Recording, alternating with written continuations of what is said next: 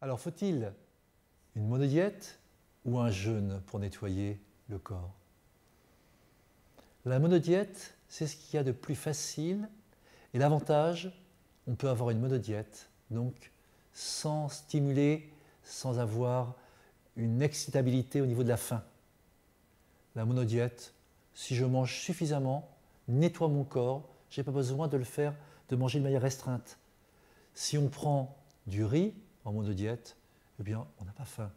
Si on prend du raisin à l'automne, on aura une faim moyenne, mais c'est tout à fait supportable.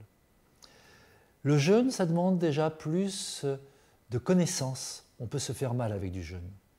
Et ça demande aussi plus d'efforts au départ. Parce qu'après, on n'a plus faim.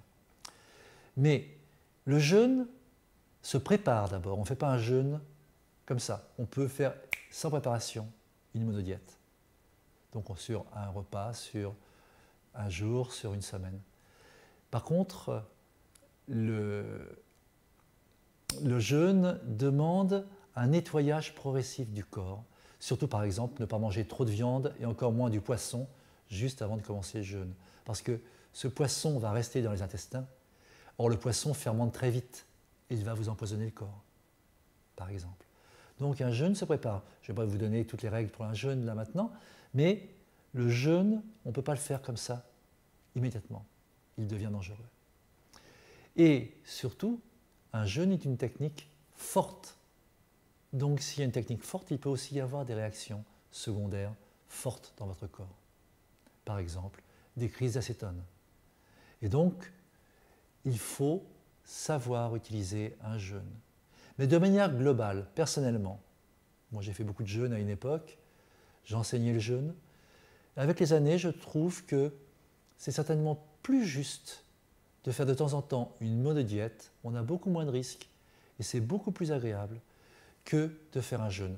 Alors effectivement, un jeûne au bout de 3 jours, on n'a plus faim. On a passé la faim, on se sent très clair dans la tête, on se sent bien, et même la reprise du jeûne, on n'a pas toujours envie de la faire. Donc, il faut la finir par la faire. Pareil, cette reprise du jeûne, c'est un élément essentiel. Si vous faites un jeûne et que vous reprenez mal l'alimentation qui va avec, qui se réenchaîne, eh bien vous aurez plus d'effets secondaires que de ne pas avoir fait le jeûne. Un jeûne, ça se prépare et ça doit se finir en douceur et avec des règles certaines. Alors effectivement, si on parle de jeûne, on va dire jeûne ou les temps de famine, tous les gens qui n'avaient plus rien à manger, jeûne volontaire ou jeûne donc involontaire, subi, eh bien, effectivement, le corps a des capacités pour vivre sans manger.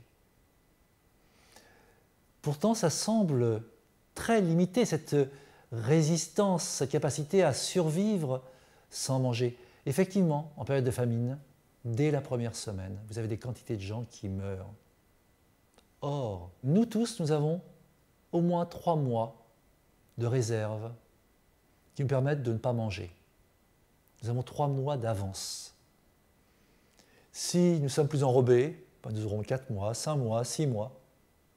Mais nous avons tous un minimum de 3 mois, à moins d'être vraiment anorexique.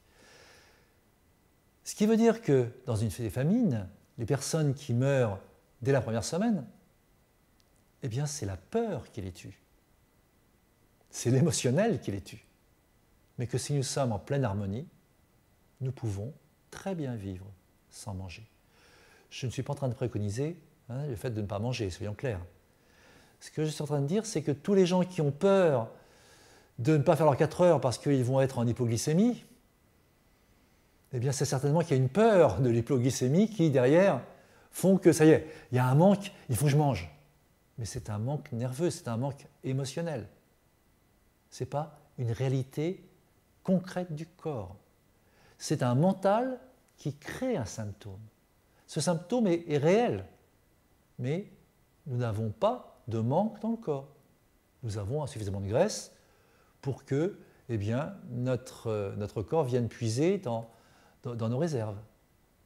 Alors, effectivement, quand on fait un jeûne, par exemple, c'est un jeûne là, en pleine conscience, en pleine volonté, si on est paisible, au départ, la faim est là, mais très vite, en 3 jours, la faim ne sera plus présente. On va se sentir très bien, en équilibre. Parce que l'intelligence de notre corps a compris que, puisqu'il n'y a pas d'aliment, eh bien, elle va chercher les aliments stockés en nous, nos masses graisseuses entre autres. Et donc, notre corps va se nourrir de nos masses graisseuses. Et donc, il va y avoir un affinement de notre corps, bien sûr, ça c'est si on veut maigrir, mais notre métabolisme cellulaire sera nourri, il y aura le carburant, l'aliment suffisant pour pouvoir survivre. Donc, le jeûne et le fait de ne pas manger pendant un certain temps peut se faire sans aucune lésion on va dire des tissus nobles, des tissus nerveux et des autres tissus nobles. Par contre, c'est vraiment un domaine où il faut avoir un guide, il faut s'expérimenter. Et pour moi, maintenant, avec le recul, je trouve que c'est quand même un domaine un peu extrême. Je préfère toujours une simplification alimentaire plutôt que des jeûnes, sauf bien sûr pour des raisons précises et avec des gens compétents autour du jeûne.